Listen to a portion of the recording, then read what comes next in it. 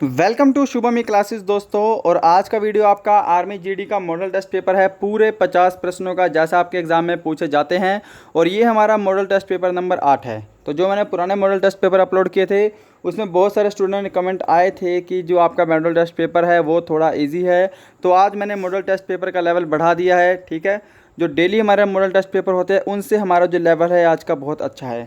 तो जैसा आपके एग्ज़ाम में आता है भाग 1 सामान्य ज्ञान, भाग 2 सामान्य विज्ञान, भाग 3 गणित और भाग 4 हमारा रीजनिंग। तो आज हम ये सारा डिस्कस करने वाले हैं। और देखिए ये आपका एक प्रैक्टिस सेट है, इसमें आपको पता लगेगा कि आपका लेवल कितना है, क्योंकि आज का जो टेस्ट है उसका लेवल भी मैंने थोड़ा सा हाई किया हुआ है, ठीक है। तो अपना कॉपी पेन ज़रूर लेकर बैठना और आपको वीडियो कंप्लीट देखना है, पूरा कंप्लीट सेट लगाना है और बाद में कमेंट करना है कि आपका स्कोर यहाँ पर कितना है।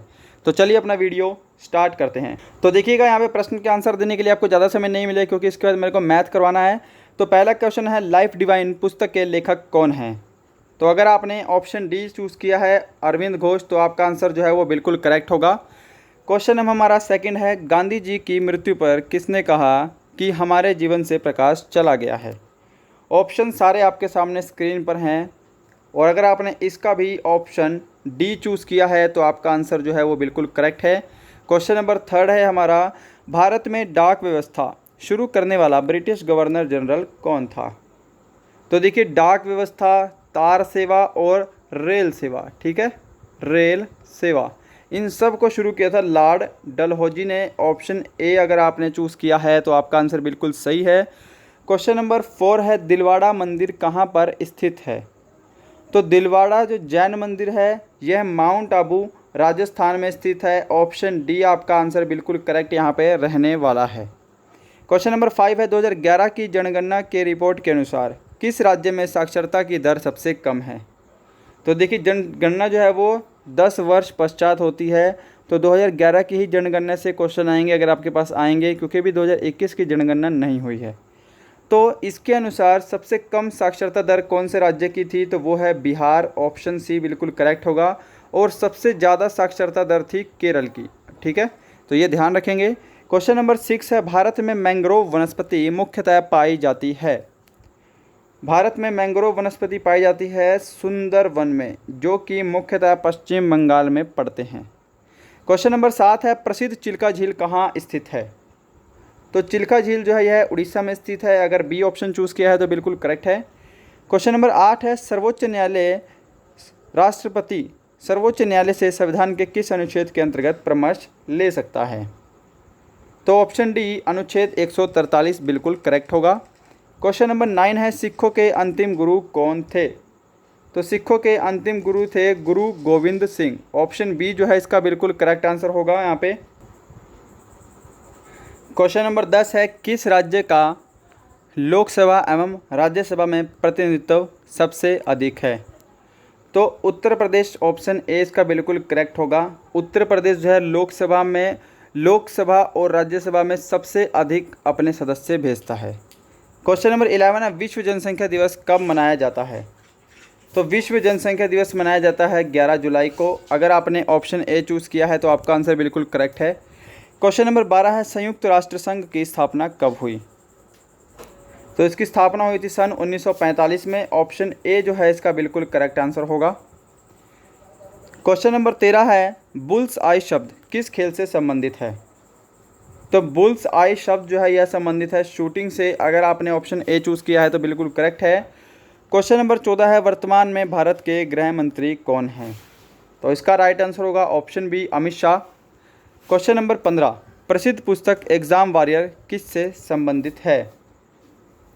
तो एग्ज़ाम वॉरियर लिखी थी प्रधानमंत्री नरेंद्र मोदी ने। ऑप्शन ए इसका बिल्कुल करेक्ट आंसर होगा।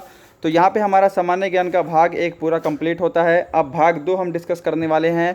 क्वेश्चन नंबर 16 है, द्रव की बूंद द्वारा सिकुड़ने तथा न्यूनतम आयतन ग्रहण करने की प्रवृत्ति निम्नलिखित गुण के कारण होती है।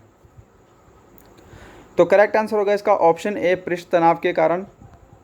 क्वेश्चन नंबर 17 है, निम्नलिखित में से कौन सी गैस वायु को प्रदूषित नहीं करती है। तो ऑक्सीजन में हम सांस लेते हैं, तो ऑक्सीजन जो है वायु को कभी भी प्रदूषित नहीं करती है। ऑक्सीजन का सूत्र होता है O2। क्वेश्चन नंबर 18 है, सूर्य के द्वारा विकसित ऊर्जा का कारण है। तो सूर्य के द्वारा विकसित ऊर्जा का कारण है नाभिकीय संलयन। ऑप्शन बी जो है इसका बिल्कुल करेक्ट होगा। क्वेश्चन नंबर 19 है, इलेक्ट्रॉन सूक्ष्मदर्शी की खोज किसने की? ऑप्शन ए बिल्कुल करेक्ट होगा, नॉल एवं रस्का ने। और ऑप्शन बताने के लिए आपको ज़्यादा समय नहीं मिलेगा क्योंकि अभी हमारा वीडियो बहुत लंबा हो जाएगा, ठीक है। और इसके बाद हमने मैथ भी डिस्कस करना है, तो मैथ भी आपको मैं कंप्लीट सोल्व कराऊंगा। अपना कॉपी पेन लेकर बैठना। और फिर से बोल रहा हूँ, वीडियो ख़त्म होने के बाद आपको स्कोर ज़रूर कमेंट करना है कि आपका स्कोर कितना है। अगर आप चैनल पर नए हैं तो प्लीज़ चैनल को ज़रूर सब्सक्राइब कर लेना। वीडियो को पसंद आए तो लाइक ज़रूर कीजिएगा। 20 है, डीएनए संश्लेषण का प्रतिपादन किसने किया? तो ऑप्शन बी कार्नबर्ग जो है वो बिल्कुल करेक्ट होगा। 21 मानव शरीर की सबसे लंबी हड्डी है? तो सबसे लंबी हड्डी का नाम है फीमर, ठीक है। और स्टेपी जो है यह सबसे छोटी हड्डी है। क्वेश्चन नंबर 22 है, मानव शरीर की कौन सी ग्रंथि एक साथ अंतःस्रावी तथा बहिःस्रावी दोनों की तरह कार्य करती है? तो अग्नाशय इसका बिल्कुल करेक्ट आंसर होगा।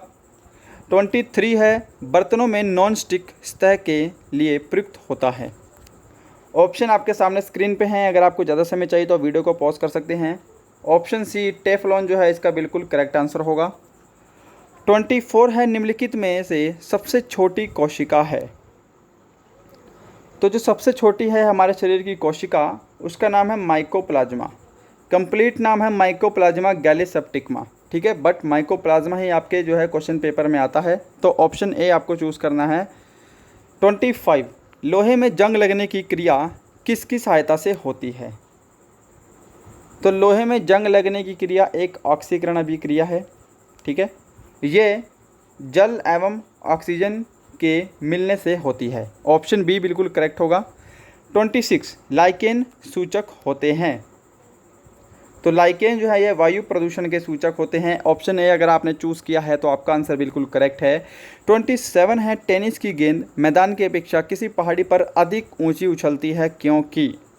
इस क्वेश्चन के लिए आपको वीडियो पॉज करनी पड़ेगी क्योंकि इसके ऑप्शन थोड़े लंबे हैं और आपको थोड़ा समझना पड़ेगा। तो अगर आपने ऑप्शन सी चूज़ किया है, पर्वतों पर पृथ्वी का गुरुत्वाकर्षण कम हो जाता है, तो ये हमारा आंसर बिल्कुल करेक्ट होगा। यानी कि यूँ कहें कि पर्वतों पर यानी कि ऊंचाई बढ़ने के साथ जो गुरुत्वाकर्षण होता है वो कम हो जाता है। 28 प्रकाश की गति किसके बीच से जाते हुए न्यूनतम होगी? तो ऑप्शन ए कांच से यदि हम प्रकाश को गुजारेंगे तो उसकी गति जो है वो सबसे कम होगी। 29 इलेक्ट्रॉन के तरंग प्रकृति की खोज सर्वप्रथम किसने की थी? तो इलेक्ट्रॉन के तरंग प्रकृति की खोज सर्वप्रथम की है डी ब्रॉगली ने। ऑप्शन बी करेक्ट होगा।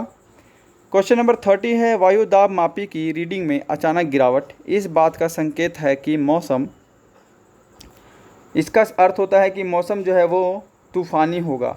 ऑप्शन डी बिल्कुल करेक्ट होगा, यानी कि आंधी या तूफान आने की संभावना होती है यदि वायुमंडल जो दाब होता है वायु दाब मापी उसका पारा नीचे गिर जाए। 31 निम्नलिखित में किस अधातु में धातुई चमक पाई जाती है? तो ग्रेफाइट भी एक अधातु है, आयोडीन भी एक अधातु है, दोनों के अंदर धातुई चमक पाई जाती है, यानी कि कुछ कुछ धातु के गुण पाए जाते हैं। क्वेश्चन नंबर 32 एक नॉटिकल मील बराबर होता है? और ये क्वेश्चन आपके जीडी में कई बार आया है और क्लर्क में भी कई बार आया है। तो एक नॉटिकल मील बराबर होता है 1.85 किलोमीटर के। ऑप्शन सी करेक्ट होगा। क्वेश्चन नंबर 33 है, एसआई पद्धति में लेंस की शक्ति की इकाई क्या है? तो लेंस की इकाई क्या है? डायोप्टर। लेंस को हम डायोप्टर में मापते हैं। ऑप्शन बी जो है इसका करेक्ट आंसर होगा। क्वेश्चन नंबर 34 है, आँख के किस भाग पर वस्तु का प्रतिबिंब बनता है? तो आँख का भाग होता है रेटिना, जिस पर वस्तु का प्रतिबिंब बनता है और ये उल्टा बनता है। क्वेश्चन नंबर 35 है और हमारा भाग 2 का लास्ट प्रश्न है, पानी के ऊपर तेल परत का चमकना उदाहरण है?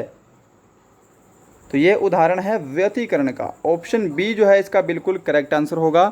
तो यहाँ से हमारा भाग 3 शुरू होता है और वीडियो को यहाँ पे आपको पॉज करना है हर एक क्वेश्चन में ईमानदारी के साथ, क्योंकि यहाँ पे आपका हो रहा है टेस्ट, ठीक है। उम्मीद करूँगा आपने पुराने प्रश्न जो है वो टेस्ट के रूप में लिए होंगे जो अभी हमारे 35 तक चले हैं।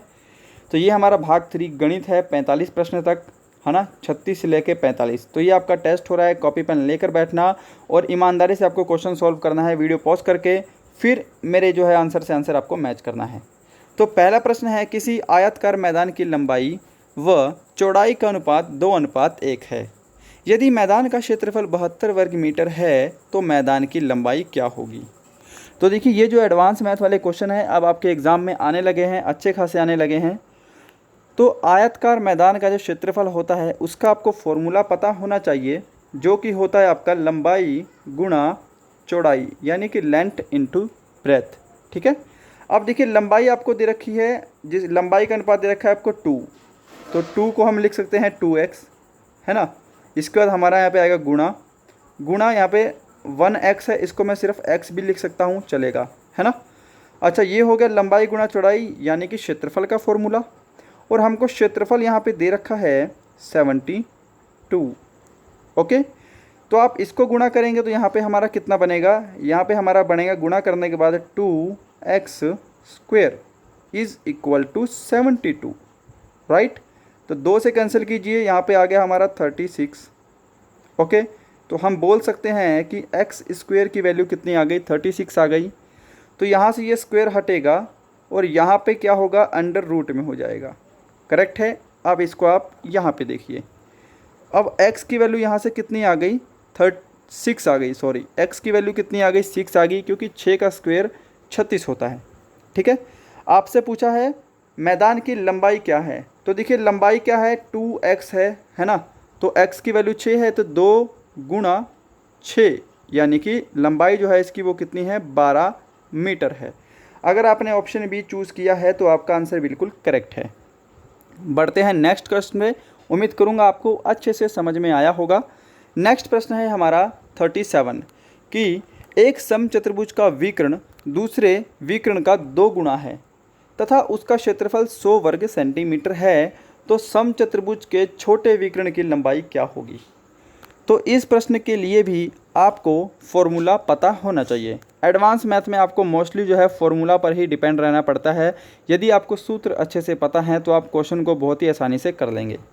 तो देखिएगा, जब किसी समचतुर्भुज में 2 विकर्ण दे हों और क्षेत्रफल निकालना हो तो हम कैसे निकालते हैं, 1/2 विकर्णों का गुणनफल, यानी कि विकर्ण को इंग्लिश में डायगोनल बोलते हैं, यानी कि d गुणा d। ठीक है, 1/2 d गुणा d। तो यहाँ से हमारा निकल जाता है क्षेत्रफल। करेक्ट है इतनी बात। अब यहाँ पे क्वेश्चन को देखिए, इसको रफ कर देता हूँ कि 1/2 यहाँ पे लिखा है कि एक विकर्ण दूसरे विकर्ण का 2 गुना है, यानी कि अगर मैं पहला विकर्ण d मान लूँ तो दूसरा जो विकर्ण होगा वो हमारा क्या होगा, 2d होगा, है ना। सिंपल सी बात है। दूसरा विकर्ण जो होगा वो हमारा होगा 2d। माफ़ी चाहूँगा, यहाँ पे कैंसिल हो गया मेरे से, तो दोबारा लिख लेते हैं फटाफट कि विकर्ण के क्षेत्रफल का, सॉरी समचतुर्भुज के क्षेत्रफल का फॉर्मूला होता है विकर्णों का गुणनफल। यदि एक विकर्ण d मान लूँ तो दूसरा विकर्ण क्या होगा, हमारा 2d होगा, है ना। और ये विकर्ण का क्या हो गया, क्षेत्रफल का फॉर्मूला हो गया। क्षेत्रफल हमको दे रखा है 100, तो ये हमने इसके बराबर लिख दिया, ये इसके बराबर होगा। इसको और अगर आप सोल्व करेंगे तो यहाँ पे 1/2, ठीक है, और यहाँ पे 2d को अगर मैं d से गुणा कर दूँ तो यहाँ पे होगा 2d का स्क्वायर, ठीक है, जिसकी वैल्यू कितनी है, 100 है। अब ये 2 नीचे से जाके यहाँ पे क्या हो जाएगा, गुणा हो जाएगा। या फिर गुणा मत कीजिए, आप क्या कीजिए, इस 2 से इस 2 को कैंसिल कर दीजिए। ठीक है, तो आप देख रहे होंगे कि d² की वैल्यू कितनी है, 100 आ गई। ठीक है, तो ये स्क्वायर यहाँ से हटेगा, यहाँ पे क्या होगा, अंडर रूट होगा, तो d की वैल्यू कितनी आ जाएगी, यहाँ से 10 आ जाएगी। करेक्ट है। तो छोटे विकर्ण की लंबाई पूछी थी जो कि कितनी है, 10 मीटर है, 10 सेंटीमीटर है, तो ऑप्शन ए जो है इसका करेक्ट होगा। अगर बड़ा विकर्ण पूछता तो वो इसका 2 गुना है, यानी कि वो 20 हो जाता। ठीक है, तो उम्मीद करूँगा समझ में आया होगा। क्वेश्चन नंबर 38 है हमारा कि 40 सेंटीमीटर व्यास वाले एक पहिए द्वारा 176 मीटर दूरी तय करने में लगाए गए चक्रों की संख्या कितनी होगी, लगाए गए चक्रों की संख्या कितनी होगी। तो ये क्वेश्चन आपके एग्जाम में कई बार पूछा जा चुका है। तो देखिएगा, सिंपल सी बात आपको समझनी है कि जो चक्कर होते हैं, अगर आपसे ऐसा क्वेश्चन पूछे और आपको बोले चक्रों की संख्या, तो चक्कर का सूत्र होता है दूरी अपॉन में परिधि। ठीक है, परिधि आपको पता है ना, ये पहिया है तो ये एक वृत्त होगा, और वृत्त के परिधि का फॉर्मूला क्या होता है? वृत्त की परिधि का फॉर्मूला होता है 2πr। करेक्ट है इतनी बात। अब यहाँ पर देखिएगा, यहाँ पे मैं कर लेता हूँ स्पेस लेके। दूरी हमको दे रखी है 176 मीटर, बट हमारा जो व्यास है वो सेंटीमीटर में है। तो इस मीटर को भी आप क्या कीजिएगा, ये जो यहाँ पे मेरा कर्सर घूम रहा है 176 को आपको सेंटीमीटर में बदलना है। तो आपको पता है कि 1 मीटर में 100 सेंटीमीटर होते हैं। तो 176 को अगर मैं सेंटीमीटर में बदलूंगा तो मुझे 100 से गुणा करना पड़ेगा। तो यहाँ पे हो गया 1600। ठीक है, नीचे हमारा आएगा परिधि।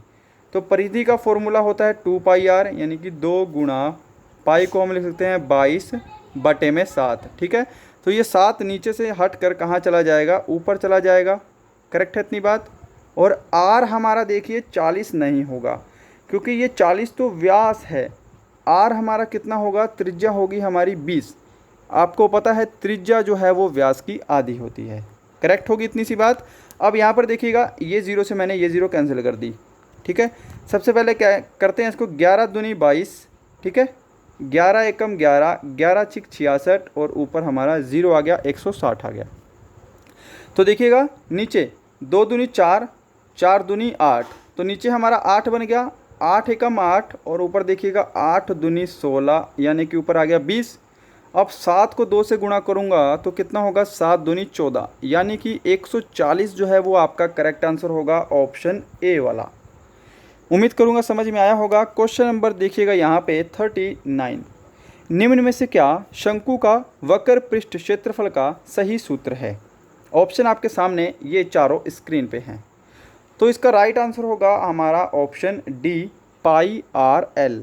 ठीक है, एल क्या होता है? एल होती है तिर्यक ऊंचाई, जिसका सूत्र होता है r² + h², यानी कि = ठीक है, तो ये होता है तिर्यक ऊंचाई निकालने का सूत्र। अब आपसे क्या कर सकता है, यहाँ पर देखिएगा, वैसे तो हमारा आंसर ऑप्शन डी है, पर कई बार आपको ये ना दे के आपको ये दे देगा πr। ठीक है, और यहाँ पे आपको दे देगा r² + h² और ये √ में।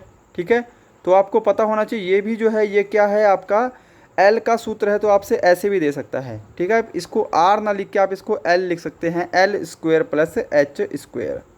करेक्ट है इतनी बात। तो ये दोनों ही सूत्र सेम हैं, आपको मैंने ये बताने के लिए ये चीज़ बताई है। अच्छा, क्वेश्चन नंबर 40 है कि 2 समान आयतन वाले बेलन के व्यास 3:2 के अनुपात में हैं, तो उनकी ऊंचाइयों का अनुपात क्या होगा? क्वेश्चन में ही साफ बोला है कि 2 समान आयतन वाले बेलन हैं, और बेलन के आयतन का फॉर्मूला आपको पता होना चाहिए, जो कि होता है πr/2h। ठीक है, तो पाई को मैं पाई ही लिख देता हूँ। अब देखिए यहाँ पर क्या है, व्यास है ये 3/2। व्यास क्या है? सॉरी, यहाँ पे व्यास नहीं है, ये हमारी त्रिज्याएं हैं। क्या है? ये हमारी त्रिज्या है। इसको आप ध्यान रखना, थोड़ी सी मिस्टेक हो गई। अगर व्यास होगा तो आपको यहाँ पे ऑप्शन 4:9 करना पड़ेगा। ओके, तो यहाँ पर देखिएगा व्यास हमको दे रखा है 3:2, तो यहाँ पे हम करेंगे πr। r हमको दे रखा है 3, तो 3 का हम स्क्वायर करेंगे 9, और यहाँ पे हमने कर दिया h। ठीक है, इस फॉर्मूले को यहाँ पे लिख रहा हूँ। उम्मीद करूँगा समझ रहे होंगे। अब दोनों का आयतन बराबर है, तो = सेकंड का हम करेंगे पाई। r हमारा कितना है? 2 है, तो r का स्क्वायर कितना हो जाएगा? 4 हो जाएगा, और यहाँ पे हो गया h। करेक्ट है बात।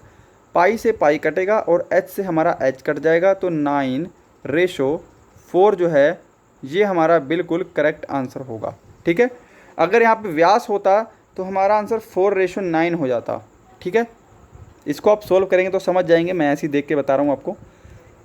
बढ़ते हैं अपने नेक्स्ट क्वेश्चन पे। उम्मीद करूँगा समझ में आया होगा। क्वेश्चन नंबर 41 कि कोई राशि किस वार्षिक साधारण ब्याज की दर से 20 वर्षों में 5 गुना हो जाएगी? तो देखिएगा यहाँ पे आपको मैंने एक चीज़ समझानी है कि कोई राशि 5 गुनी कब होगी। मान लीजिए मैंने वो राशि क्या है 1 है, तो वो हो जाएगी 5 गुनी, तो वो राशि हो जाएगी 5। तो इनके बीच का जो अंतर होगा 4, ये क्या होगा? ये होगा हमारा सिंपल इंटरेस्ट, यानी कि साधारण ब्याज। इतनी चीज़ तो समझ में आ रही होगी, ये बेसिक चीज़ है। अब देखिएगा हमसे पूछा है किस वार्षिक साधारण ब्याज की दर से, दर यानी कि रेट ऑफ इंटरेस्ट। तो R% निकालने का फॉर्मूला आपको पता होना चाहिए, वो होता है सिंपल इंटरेस्ट गुणा 100, नीचे हमारा होगा मूलधन यानी कि प्रिंसिपल इनटू टाइम। साधारण ब्याज के ऊपर मैं आपको एक कंप्लीट वीडियो दे चुका हूँ। अगर आपने वो वीडियो एक बार देख ली, उसका लिंक आपको डिस्क्रिप्शन में मिलेगा या फिर प्लेलिस्ट में जाके देख सकते हैं। उस वीडियो को देखने के बाद आपका साधारण ब्याज का कोई भी सवाल गलत नहीं होगा।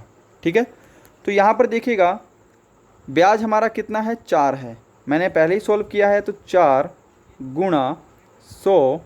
ठीक है, प्रिंसिपल हमारा कितना है, 1 है ना। हमने प्रिंसिपल 1 माना था और वो राशि 5 गुना हो गई थी। तो प्रिंसिपल हमारा 1 है और समय हमको दे रखा है 20 वर्ष, तो नीचे हमारा हो जाएगा 20। करेक्ट है इतनी बात। तो देखिए 4 एकम 4, 4 पंजे 20 और 5 से मैं कैंसिल करूँगा तो यहाँ पे हमारा कितना आएगा, 20%। तो ऑप्शन सी जो है आपका बिल्कुल करेक्ट आंसर होगा यहाँ पे। ओके, क्वेश्चन नंबर 42 कि मैं अपने पुत्र से 3 गुणी आयु का हूँ। 15 वर्ष बाद मैं अपने पुत्र की 2 गुणी आयु का हो जाऊँगा। तदनुसार हम दोनों की आयु का योग कितना है। और देखिएगा डिस्क्रिप्शन में आपको टेलीग्राम का लिंक मिलेगा, हमारे टेलीग्राम चैनल का। अगर आप इस जो क्वेश्चन पेपर है इसकी पीडीएफ चाहते हैं पूरे की, तो उसमें टेलीग्राम में आपको ये पीडीएफ मिल जाएगी। दोनों ग्रुप आप ज्वाइन कर सकते हैं। एक ग्रुप है हमारा डाउट सेशन का, एक ग्रुप है जिसके अंदर आपको स्टडी मटेरियल मिलता है, तो उसको भी जाकर ज़रूर ज्वाइन कीजिएगा, उसमें बहुत चीज़ें आती हैं। तो देखिएगा क्वेश्चन पे चलते हैं कि मैं अपने पुत्र से 3 गुणी आयु का हूँ, यानी कि मैं यानी कि फादर और यहाँ पे मैंने लिख दिया सन। ठीक है, पुत्र 3 गुणी आयु का हूँ यानी कि 3:1, कोई दिक्कत नहीं ना। अब बोल रहा है यहाँ पे 15 वर्षों बाद, यानी कि इनका जो अंतर है यहाँ पे 15 वर्ष का है। 15 वर्ष बाद मैं अपने पुत्र की आयु के 2 गुणे का हो जाऊँगा। ये चीज़ क्लियर हो गई। अब यहाँ पे आपको एक चीज़ समझनी है कि मान लीजिए मेरी इस आयु जो है, मान लीजिए मेरी आयु है 10 वर्ष और मेरे पुत्र की आयु है 5 वर्ष। अगर मैं 5 साल बाद जाऊं तो मेरी आयु हो जाएगी 15 वर्ष और मेरे पुत्र की आयु हो जाएगी 10 वर्ष। तो आप देख रहे होंगे कि यहाँ पे जो डिफरेंस है 5 का और यहाँ पर भी कितने का, 5 का, यानी कि दोनों में डिफरेंस क्या है, बराबर है। ठीक है, तो यहाँ पर मैं आपको एक चीज़ समझाना चाह रहा हूँ, इसको हम बिना एक्स वाई के करेंगे क्वेश्चन को, कि यहाँ पर भी आपका डिफरेंस जो है वो सेम होना चाहिए। ठीक है, क्योंकि दोनों का ही 15-15 साल बढ़ेगा। बट आप देख रहे हैं यहाँ पे अंतर कितने का है, 0 का अंतर है और यहाँ पे अंतर कितने का है, 1 का अंतर है। तो पहले आपको ये डिफरेंस बराबर करना होगा। अगर आपने ये डिफरेंस बराबर कर लिया तो आपका सवाल सिर्फ 1 सेकंड का हो जाएगा। अब डिफरेंस बराबर करने के लिए आपको क्या करना है, यहाँ इसका डिफरेंस कितना है, 1 का है और इस ऊपर डिफरेंस 3 और 1 में कितने का है, 2 का है। तो इसके डिफरेंस को आपको नीचे वाले से गुणा करना है और नीचे वाले डिफरेंस को आपको ऊपर वाले से गुणा कर देना है। तो यहाँ पे गुणा करने के बाद ऊपर तो हमारा 3:1 ही रहेगा क्योंकि इसका डिफरेंस 1 है। अब ऊपर वाले का डिफरेंस 2 है तो 2 दूनी 4 और 2 एकम 2। अब आप देख रहे होंगे कि दोनों में डिफरेंस जो है 1-1 का है, यानी कि दोनों का डिफरेंस क्या है, बराबर है। अब यहाँ पे डिफरेंस है 1 का और हमको वर्षों में डिफरेंस दे रखा है 15 वर्षों बाद, यानी कि 15 का। तो दोनों डिफरेंस एक दूसरे के बराबर होंगे, यानी कि 1 की वैल्यू कितनी हो गई, 15 हो गई। हमसे पूछा है दोनों की आयु का योग। एक चीज़ आपको और पता होनी चाहिए कि यदि यहाँ पर लास्ट में आपसे ये ना बोले कि 10 वर्ष बाद इनकी आयु का योग या फिर इतने वर्ष पहले इनकी आयु का योग, तो इसका मतलब जो आपसे सिंपल बोले तो वो आपसे बोलेगा हमारी प्रेजेंट आयु का योग, यानी कि हमारी वर्तमान आयु का योग। तो यहाँ पर पास्ट और फ्यूचर की कोई भी बात नहीं की है। ठीक है, तो यहाँ पे हम निकालेंगे प्रेजेंट आयु का योग और प्रेजेंट आयु का कंपोनेंट कितना है, 3:1 है। 2 तरीके हैं, या तो आप 15 को पहले 3 से गुणा कीजिए, 15 को फिर 1 से गुणा कीजिए और फिर उनको जोड़ दीजिए, या फिर आप डायरेक्ट निकाल सकते हैं कि इन रेशो को आप जोड़ दीजिए, 3 और 1 कितने हो गए, 4 हो गए और इस 4 को आपको सीधा 15 से गुणा कर देना है। तो 15 चौके कितने होते हैं, 60 होते हैं। ऑप्शन जो बी है वो आपका करेक्ट आंसर होगा। ठीक है, उम्मीद करूँगा समझ में आया होगा। बढ़ते हैं नेक्स्ट क्वेश्चन पे, क्वेश्चन नंबर 43 कि रमेश ने अपने 13 पारियों में 51 रन के औसत से रन बनाए। 14वीं पारी में उसने 149 रन बनाए, तो अब उसका औसत रन क्या होगा। तो औसत निकालने का आपको फॉर्मूला पता होगा कि कुल संख्याएं का योग बटे में कुल संख्या, यानी कि कुल संख्या तो हमको पता है कि 14 है। पहले हम इसको सॉल्व करेंगे कि देखिएगा वो कह रहा है कि 13 पारियों में 51 के औसत से रंग बनाए हैं, यानी कि यहाँ पे औसत है। अगर मैं 13 को 51 से गुणा कर दूँ तो यहाँ पे हमारे कुल स्कोर आ जाएंगे, यानी कि कुल रन आ जाएंगे, है ना।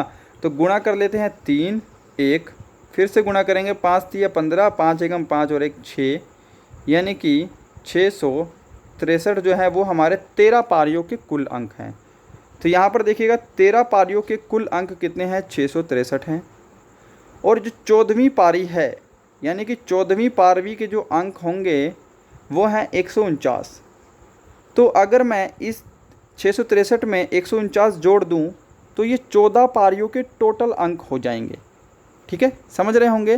तो इस 163 में मैं क्या करता हूँ, 149 जोड़ देता हूँ। तो 149 जोड़ने पे 9 और 3 कितने होते हैं, 12 होते हैं, 7 और 4 11 होते हैं, और यहाँ पे होगा हमारा 812। ठीक है, अब ये 812 क्या है, ये 812 है 14 की 14 पारियों के कुल रन। हमसे बोला है औसत निकालने का, तो आप क्या करेंगे, इस 812 को आपको 14 से भाग कर देना है, कुल जो हमारे नंबर हैं, तो हमारा औसत आ जाएगा। तो 14 से भाग करिएगा, 14 पंजे 70 और 14 अट्ठे 112। ठीक है, तो ऑप्शन जो है हमारा बी यहाँ पे बिल्कुल करेक्ट होगा। उम्मीद करूँगा समझ में आया होगा। बढ़ते हैं नेक्स्ट क्वेश्चन की तरफ। नेक्स्ट क्वेश्चन है 44 कि वृत्त की त्रिज्या में 100% वृद्धि की जाए तो क्षेत्रफल में कितने प्रतिशत की वृद्धि होगी। तो देखिएगा इस टाइप के क्वेश्चन कई आते हैं कि आयत के जो एक भुजा में इतने % की वृद्धि की जाए, चौड़ाई में इतने प्रतिशत की कमी की जाए, क्षेत्रफल में कितने प्रतिशत की वृद्धि होगी, या फिर आपसे वर्ग के बारे में पूछ सकता है कि वर्ग के भुजा में वृद्धि की जाए, शंकु, बेलन, कुछ भी पूछ सकता है। ठीक है, तो आपको क्या करना है, ऐसे क्वेश्चन में इनका आपको सूत्र पता होना चाहिए। ठीक है, तुक्का नहीं मारेंगे, आपको सूत्र पता होना चाहिए। अब वृत्त की बात कर रहे हैं तो वृत्त के जो क्षेत्रफल का सूत्र होता है वो क्या होता है भाई, तो वो होता है हमारा पाई आर स्क्वायर। करेक्ट है बात। अगर मैं वृत्त की त्रिज्या 10 मान लूँ, ठीक है, आप कुछ भी मान सकते हैं, कोई प्रॉब्लम नहीं है, तो पाई आर स्क्वायर करेंगे तो 10 का स्क्वायर कितना होगा, 100 होगा। तो यानी कि अगर मैंने वृत्त की त्रिज्या 10 मानी है तो क्षेत्रफल कितना है, 100 पाई है ना। अब यहाँ पे मैं क्या कर रहा हूँ, वृत्त की त्रिज्या हमने 10 मानी है तो हमारा क्षेत्रफल आया है यहाँ पे 100 पाई। ठीक है, यहाँ पे देखिएगा। अब नेक्स्ट लाइन में उसने बोला है कि वृत्त की त्रिज्या में 100% की वृद्धि की जाए। अगर मैंने वृत्त की त्रिज्या मानी है 10, इसमें मैं इसका 100% और जोड़ दूँ तो 10 का 100% तो 10 ही होगा। 100% की बात की है तो वो पूरा की पूरा 10 हो जाएगा। तो इसमें मैंने 10 और जोड़ दिया, तो अब वृत्त की त्रिज्या कितनी हो गई, यहाँ पे 20 हो गई। 20 हो गई ना। तो अब वृत्त की त्रिज्या है हमारी 20। ठीक है, तो वृत्त की त्रिज्या 20 है, तो अब इसका फॉर्मूला क्षेत्रफल क्या होगा, पाई, और यहाँ पे होगा 20 का स्क्वायर, जो कि आर हमारा 20 है। तो यहाँ पे होगा हमारा, अगर वृत्त की त्रिज्या 20 है तो क्षेत्रफल कितना होगा, यहाँ पे 400 पाई होगा। इसको आपको नहीं देखना, ये मैं ऐसे ही लिख रहा हूँ। तो ये दोनों ही क्षेत्रफल आ गए हमारे। अब बोला है कि कितने प्रतिशत की वृद्धि हुई है, तो पहले क्षेत्रफल था 100 पाई, अब क्षेत्रफल है 400 पाई। कितने की वृद्धि हुई है, 300 की वृद्धि हुई है, 100 से वृद्धि हुई है, और प्रतिशत के लिए हमको 100 निकालना है। तो यहाँ पे इससे ये कट गया, और 300% जो है वो आपका बिल्कुल करेक्ट आंसर होगा, ऑप्शन डी वाला। उम्मीद करूँगा सबको बिल्कुल अच्छे से समझ में आया होगा। ठीक है, बढ़ते हैं नेक्स्ट क्वेश्चन की तरफ। और देखिए, कमेंट मत करना कि आपने त्रिज्या 10 क्यों मानी। त्रिज्या आप 1 2 3 4 5 100 200 500 कुछ भी मानिए, आपका आंसर सेम ही रहने वाला है। राइट, बढ़ते हैं नेक्स्ट पे 45। और आज का लास्ट क्वेश्चन है कि एक फल विक्रेता ने 10 रुपये में 7 की दर से संतरे खरीदे। उसने 40% उन्हें लाभ पर बेच दिया। एक ग्राहक को 10 रुपये में कितने संतरे मिले। तो इस क्वेश्चन में आपका थोड़ा सा दिमाग लग सकता है अगर आप बिल्कुल बेसिक से जाएंगे, बट मैं आपको ट्रिक से बताने वाला हूँ कि एक फल विक्रेता ने 10 रुपये में 7 की दर से संतरे खरीदे हैं और उन्हें 40% लाभ पर बेच दिया। अब उन 7 संतरों को अगर वो 40% लाभ पर बेचेगा, तो 10 रुपये में उसने खरीदे हैं, अगर वो 40% लाभ पर बेचेगा तो वो कितने की बेचेगा, उनको 14 के बेचेगा, क्योंकि 10 का 40% कितना होता है, 4 होता है। ठीक है, ये रुपये की बात कर रहा है ना, लाभ तो रुपये पर ही होगा। 10 का 40% 4 होगा, यानी कि इसमें अगर मैं 4 जोड़ूंगा तो 14 हो जाएगा। यानी कि उसने 10 रुपये में 7 की दर से ख़रीदे हैं और 14 रुपये में 7 की दर से उसने बेच दिए हैं। चीज़ें समझ में आ गई इतनी। अब यहाँ पर बोला है कि उसको 10 रुपये में कितने संतरे मिले ग्राहक को। अगर उसने 14 रुपये में 7 संतरे खरीदे हैं, ठीक है, ग्राहक ने तो खरीदे हैं, मैंने बेचे हैं पर ग्राहक ने तो खरीदे हैं, उसको 10 रुपये में कितने संतरे मिले, जिसको मैंने क्या लिख दिया, x लिख दिया। किसी को कोई दिक्कत नहीं ना यहाँ पे। अब इसको आप क्रॉस मल्टीप्लाई करेंगे और आपका यहाँ से आंसर आ जाएगा। आंसर आएगा 7 गुणा 10 यानी कि 70। नीचे आपका आएगा 14 गुणा x। तो 14 एकम 14, 14 पंजे 70। x की वैल्यू कितनी आ गई, 5 आ गई। तो ऑप्शन बी हमारा 5 जो है वो बिल्कुल सही उत्तर होगा। तो नेक्स्ट है हमारा यहाँ पे भाग 4, जो कि हमारा है रीजनिंग का, ठीक है। तो इसको भी आपको कॉपी पेन लेकर बैठ के दिमाग से देना है, क्योंकि ये मैंने खुद सेट किया है और अच्छे लेवल पे सेट किया है। आपका दिमाग इसमें बहुत अच्छा यूज़ होने वाला है, ठीक है। तो क्वेश्चन नंबर 46 है, इसमें आपको बताना है कि गलत पद छांटिए। तो उम्मीद करूँगा आपने इसको सोल्व कर लिया होगा, तभी आप ये वीडियो आगे देख रहे हैं। तो यहाँ पर देखिएगा, 4 क्या है, ये 2 का स्क्वायर है। ये 9 क्या है, ये 3 का स्क्वायर है। ये 16 क्या है, 4 का स्क्वायर है। 20 जो है वो किसी का भी स्क्वायर नहीं है। ऐसे ही 25 5 का है और 36 जो है वो 6 का स्क्वायर है, ठीक है। तो यहाँ पे आपका करेक्ट आंसर क्या होने वाला है, 20 जो है आपका करेक्ट आंसर होगा। 47 देखिएगा, विपरीत पद बताएं। यानी कि आपको बताना है इसमें विपरीत पद कौन सा है। तो अगर आपने ये भी सॉल्व कर लिया है तो इसके सॉल्यूशन पे चलते हैं कि जो लास्ट के 2 नंबर है, अगर आप इनको जोड़ेंगे तो पहला वाला नंबर यहाँ पे आएगा। यानी कि 5 और 2 क्या होते हैं, 7 होते हैं।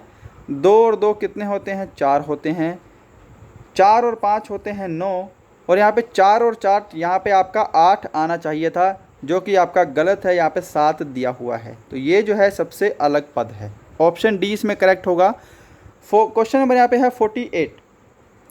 यहाँ पे आपको बताना है नेक्स्ट पद कौन सा आएगा। तो अगर आप इस सीरीज़ को ध्यान से देखें तो इसके अंदर 2 सीरीज़ जो हैं वो लागू हो रही हैं। पहली क्या है, 2 से 4, 6, 8, यानी कि एक एक को छोड़ के। और जो नेक्स्ट है वो है 3, 6, 9, और यहाँ पे कितनी होगी, यहाँ पे होगा 12 होगा। तो यहाँ पे आपका आंसर क्या होने वाला है, 12 होने वाला है। करेक्ट है इतनी बात। अच्छा, क्वेश्चन नंबर है 49। यहाँ पे आप देख रहे होंगे बी का अपोजिट लेटर होता है वाई, सी का अपोजिट लेटर होता है एक्स, एच का अपोजिट लेटर होता है एच, और आई का अपोजिट लेटर क्या होगा, आर होगा। तो यहाँ पे आपका आर आंसर होने वाला है, ठीक है। क्वेश्चन नंबर 50 है हमारा, और यहाँ पे आप देख रहे होंगे कि अगर आप 5, 4, 9, 3, 12, 2, 14 और 1, 15, यानी कि अगर आप इन सब नंबर को जोड़ेंगे तो आपके पास जो है बनेगा 15। ऐसे ही आपको इसको जोड़ना है कि 6 और 7 13, 13 और 8 21, 21 और 9 और यहाँ पे 1, यानी कि यहाँ पे कितना होगा आपका 31 होगा, ठीक है। उम्मीद करूँगा आपने सही से इसको काउंट कर लिया होगा। तो गाइस यही था आज का वीडियो। उम्मीद करूँगा वीडियो आपको हेल्पफुल लगा होगा।